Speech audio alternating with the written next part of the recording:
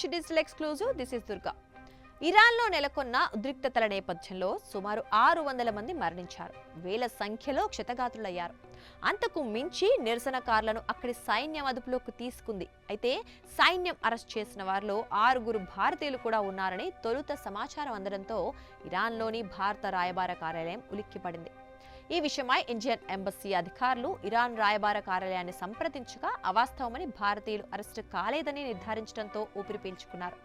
మరోవైపు ఇరాన్లో పెరుగుతున్న నిరసనలను నిశితంగా పరిశీలిస్తోన్న అమెరికా తదుపరి కార్యాచరణపై ఫోకస్ చేసినట్లు స్పష్టమవుతోంది.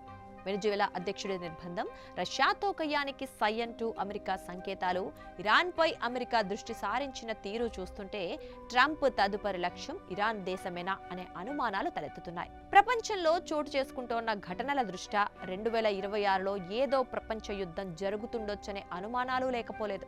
వెనిజులా, రష్యా తర్వాత ఇరాన్లో ఏం జరుగుతుందో ఓసారి పరిశీలిద్దాం. ఇరాన్లో భారతీయులను అరెస్టు చేస్తున్నట్లు వచ్చిన వార్తలను ఇరాన్ రాయబారి ఖండించడం భారత్కు కాస్త ఊరటనిచ్చింది. ఇరాన్ దేశంలో పెరుగుతున్న ద్రవ్యోల్బణంపై అధ్యక్షుడు ఖొమేనీ పాలనకు వ్యతిరేకంగా నిరసనలు, హింసలు చెలరేగటం, 600 మంది మరణించడం ఆ దేశంలో నెలకొన్న అస్థిరతను చాటుతోంది. ఇరాన్లో చోటు చేసుకుంటోన్న ఘటనలను అమెరికా పరిశీలిస్తోంది. ఈ విషయాన్ని పసిగట్టిన ఇరాన్ నిరసనకారులను రక్షించాలన్న నెపంతో ఇక్కడ అమెరికా బలాన్ని ప్రయోగిస్తే యుఎస్ సైన్యం, ఇజ్రాయెల్లు తమ లక్ష్యాలుగా ఉంటాయని ఇరాన్ హెచ్చరించింది. గత 2 వారాల నుంచి సాగుతోన్న నిరసనల్లో 11,000 మందిని అదుపులోకి తీసుకున్నట్లు అసోసియేటెడ్ ప్రెస్ పేర్కొంది. ఇరాన్లో జరుగుతున్న పరిణామాల గురించి కొన్ని విదేశీ ఎక్స్ ఖాతాల్లో వ్యాప్తి చెందుతున్న వార్తలు పూర్తిగా అవాస్తవమని ఇరాన్ ప్రభుత్వం ప్రకటించింది. వాస్తవంగా డిసెంబర్ 28న ఇరాక్ కరెన్సీ రియాల్ పతనం తర్వాత నిరసనలు ప్రారంభమయ్యాయి. క్రమంగా అవి తీవ్ర రూపం దాల్చాయి. అది ఇరాన్ ప్రభుత్వాన్ని సవాలు చేసే డిమాండ్లుగా మారాయి. దీన్నే అవకాశంగా తీసుకున్న కొన్ని దేశాలు ఇరాన్పై తప్పుడు ప్రచారం చేస్తున్నాయని ఆరోపించారు.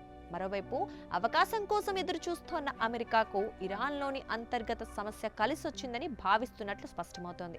ఇరాన్ వైపు అమెరికా కన్నెత్తు చూస్తే ఉపేక్షించేదే లేదని, ఎదురుదాడులు తప్పవని కూడా హెచ్చరించింది. అసలు అమెరికా, ఇజ్రాయెల్ దేశాలు ప్రపంచంలో అశాంతిని వ్యాప్తి చేస్తున్నాయని కూడా ఇరాన్ ఆరోపించింది. ఇరాన్లో అల్లరి మూకలు సమాజానికి హాని కలిగించేందుకు ప్రయత్నిస్తున్నాయని, అమెరికా, ఇజ్రాయెల్ లాంటి అల్లరి మూకలను నమ్మకుండా ప్రజలు ప్రభుత్వంపై నమ్మకం పెంచుకోవాలని ఇరాన్ పాలకులు బహిరంగ ప్రకటనలు చేస్తున్నారు.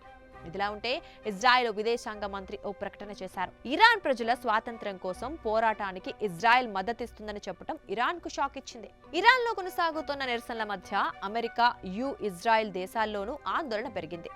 అమెరికా అధ్యక్షుడు డొనాల్డ్ ట్రంప్ ఇరాన్ పై సైనిక చర్య తీసుకోవాలనే ఆలోచనలో ఉన్నట్లు తెలుస్తోంది. దీంతో ఇజ్రాయెల్ కూడా ఆత్మరక్షణకు సిద్ధమైంది.